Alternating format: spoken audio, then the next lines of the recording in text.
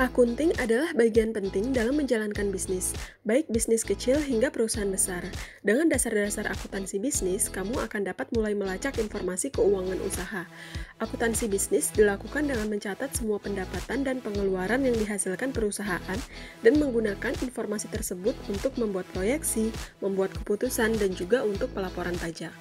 Ada tugas akuntansi harian, mingguan, bulanan, triwulan, dan tahunan yang perlu kamu lakukan untuk memastikan kesuksesan bisnis. Apa saja hal yang harus kamu lakukan?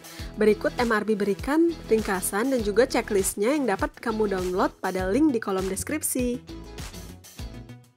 Untuk aktivitas harian, yang pertama, review status kas perusahaan. Uang tunai adalah bahan bakar untuk bisnis. Pasti kamu tidak ingin kehabisan bahan bakar yang membuat bisnis kamu macet. Mulai hari dengan memeriksa berapa banyak uang tunai yang dimiliki perusahaan. Proyeksikan berapa banyak uang masuk dan uang yang harus keluar untuk pembayaran. Pastikan cash yang kamu miliki cukup untuk biaya operasional minimal 1 bulan ke depan. Cek email.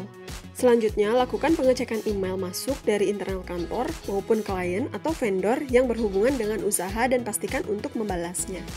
Simpan dan catat semua transaksi. Simpan tanda terima, invoice, truk pembelian, dan bukti transfer semua transaksi. Scan semua file hard copy dan simpan ke dalam perangkat komputer untuk menghindari hilang data basah maupun robek. Lakukan pencatatan untuk setiap transaksi. Kamu bisa menggunakan software online untuk pencatatan keuangan usaha kamu untuk menghindari proses secara manual. Cek tagihan jatuh tempo. Catat setiap tagihan, kredit dan vendor, serta tanggal penagihan, jumlah tagihan, dan jatuh tempo pembayaran. Jika vendor menawarkan diskon untuk pembayaran lebih awal, kamu mungkin bisa memanfaatkannya.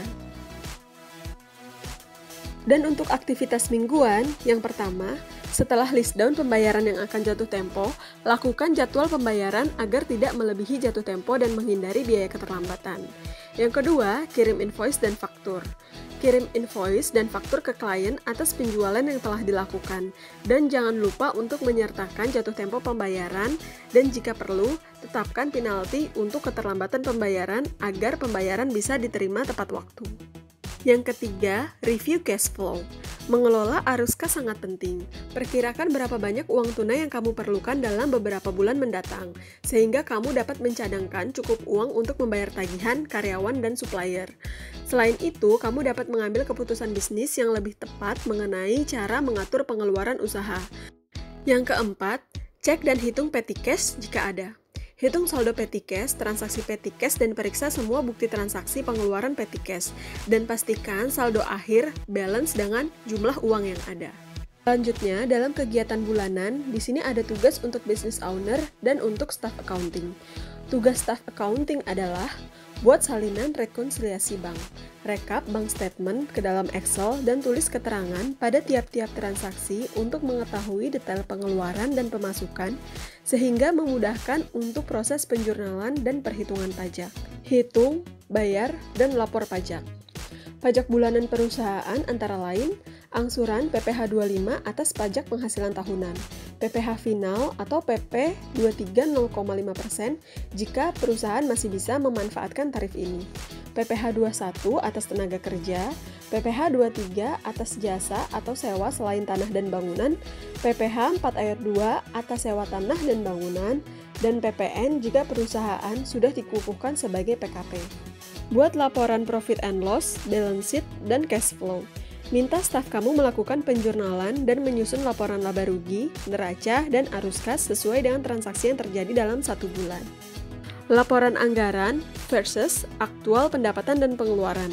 Selain laporan-laporan sebelumnya, minta juga untuk membuatkan laporan anggaran yang sudah direncanakan dibandingkan dengan yang sebenarnya terjadi dalam perusahaan. Laporan-laporan ini akan sangat berguna untuk kamu dalam mengambil keputusan bisnis. Sementara tugas owner adalah cek saldo bank dan credit card statement. Buka rekonsiliasi bank giro dan kredit card perusahaan. Pastikan tidak ada transaksi keluar yang mencurigakan atau tidak jelas pengeluarannya. Apabila ditemukan transaksi mencurigakan, lakukan double check kepada staf atau kamu bisa melakukan pelaporan kepada bank terkait. Review laporan profit and loss dan balance sheet. Lakukan review apakah perusahaan kamu untung atau rugi. Cek laporan neraca untuk dapat tentukan rencana ke depan. Ukur juga laporan anggaran bulanan dan bandingkan dengan jumlah aktual sehingga kamu dapat mengetahui apakah yang dikeluarkan sudah cukup atau terlalu banyak namun tidak efektif.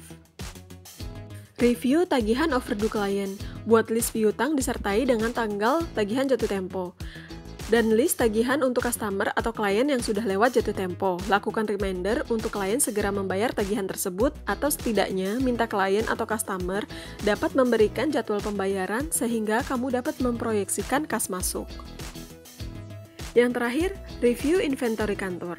Luangkan waktu untuk mereview produk yang terjual dengan cepat dan mengidentifikasi produk lain yang tidak laku. Periksa secara teratur dan bandingkan dengan angka-angka bulan sebelumnya. Akan lebih mudah untuk melakukan penyesuaian sehingga kamu tidak kekurangan atau kelebihan persediaan. Pastikan produk bestseller, stoknya masih banyak, dan barang yang tidak laku bisa dibuatkan promo atau rencana marketing. Nah, selain pekerjaan harian, mingguan, dan bulanan, masih ada juga pekerjaan triwulan dan tahunan yang harus kamu lakukan. Simak selengkapnya pada video part 2, atau kamu juga bisa download full accounting and tax checklist dengan klik link dalam bio.